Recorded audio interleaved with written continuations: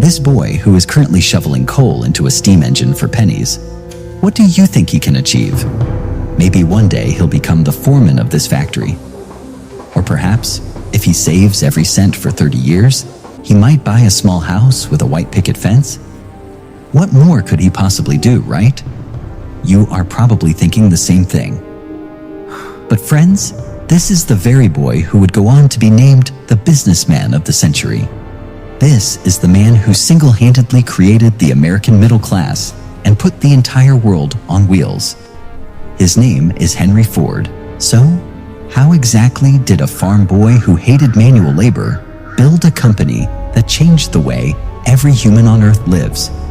In today's video, we are going to learn the in-depth investigative story of a rebel who didn't just build a car, but built the modern world.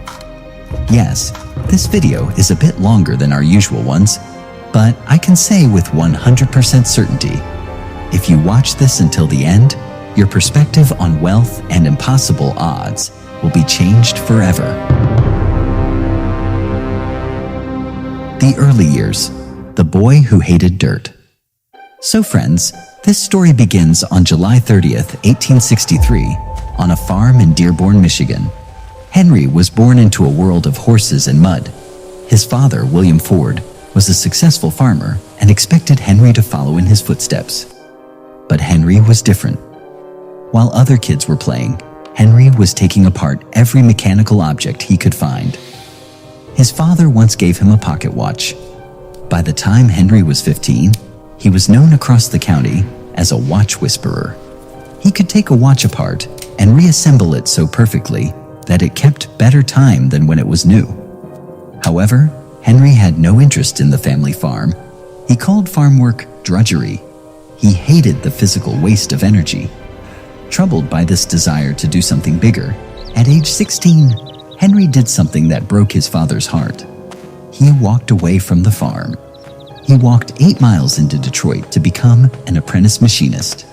His starting pay? Just $2.50 a week, not even enough to pay for his room and board. To survive, he took a second job at night repairing watches. After years of learning, Henry landed a job at the Edison Illuminating Company. He was a great engineer, and eventually he even met Thomas Edison himself, who became his mentor. But Henry's real work began when the sun went down. In a tiny, unheated brick shed behind his house, Henry spent every spare second and every spare dollar building something the world had never seen, a gasoline buggy. His neighbors thought he was losing his mind. In an era where horses were the only way to travel, Henry was obsessed with a machine that spit fire and smoke. And friends, whatever little money he had left from his salary, he spent on scrap metal and gears. On June 4th, 1896, at 2 a.m., the machine was finally finished.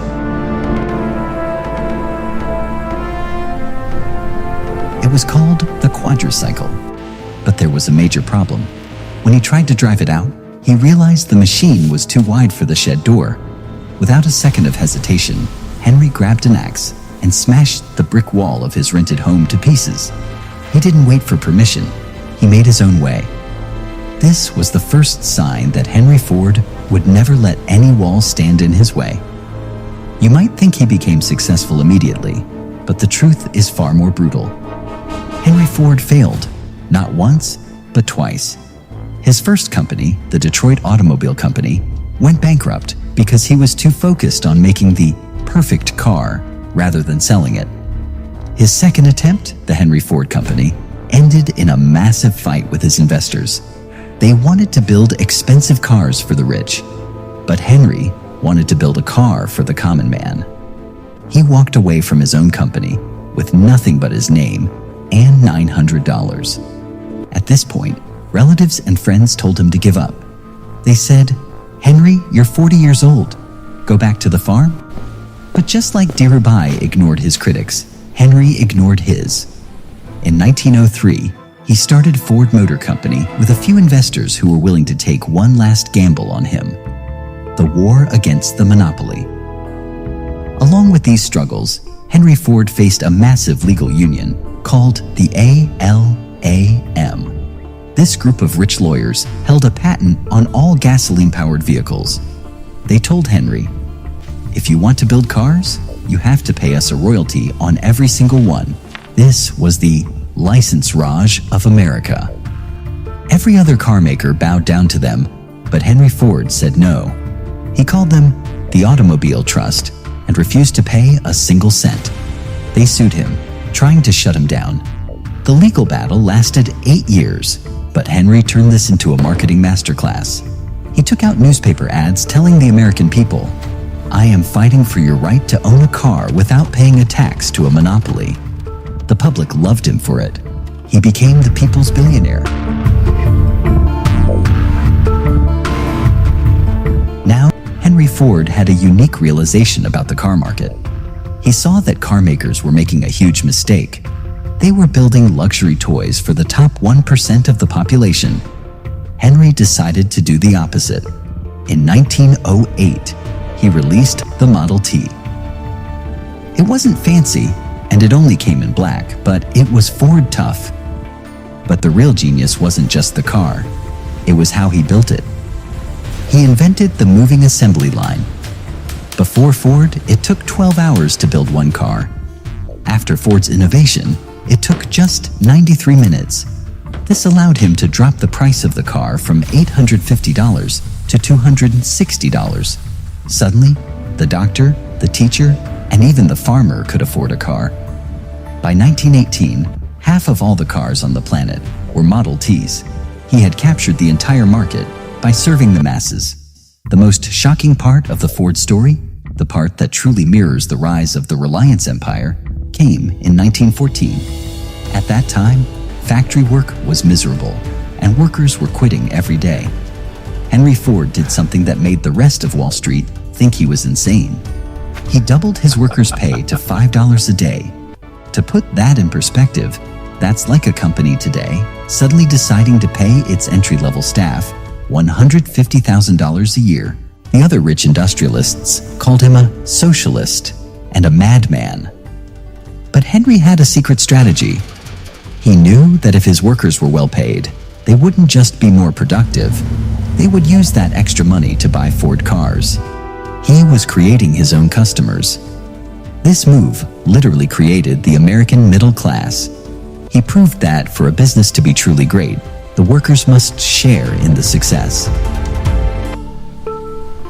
However, this journey was not without its toll. As Henry grew older, he became increasingly stubborn. He refused to change the Model T, even when competitors like GM started making better cars. This stubbornness almost destroyed the company he worked so hard to build.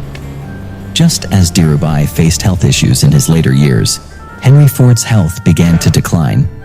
He suffered several strokes, and his mind was no longer as sharp as it once was.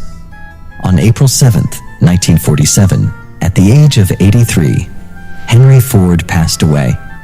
But he didn't die as a farmer. He died as a man who had built an empire worth billions and a brand that would last for over 100 years. At the time of his death, the Ford Motor Company was a global powerhouse, and his family became one of the wealthiest and most influential in history. The amazing thing is that despite his massive wealth, Henry Ford lived with the same discipline he had as a boy. He never forgot the drudgery of the farm, and his entire life was a mission to use machines to make human life easier. It was almost impossible for a farm boy with an axe to start from zero and build an empire that would put the world on wheels. But Henry Ford did it. He once said, "Whether you think you can or you think you can't, you're right."